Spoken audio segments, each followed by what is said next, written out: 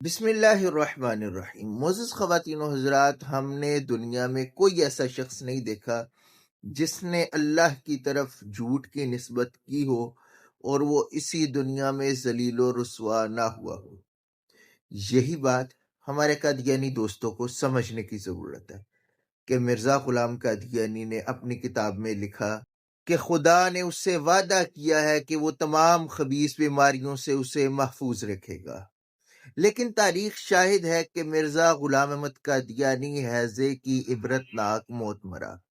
اب قادیانی حضرات ذرا سوچیں، اگر یہ وعدہ واقعی خدا کی طرف سے ہوتا اور مرزا قادیانی معمور من اللہ ہوتا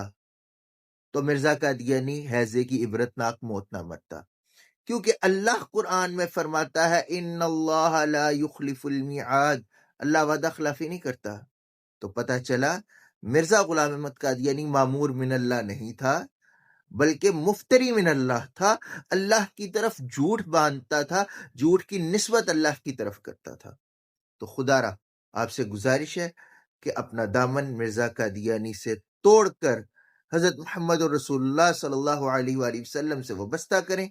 تاکہ دین و دنیا میں کامیابی و کامرانی آپ کا مقدر ہو۔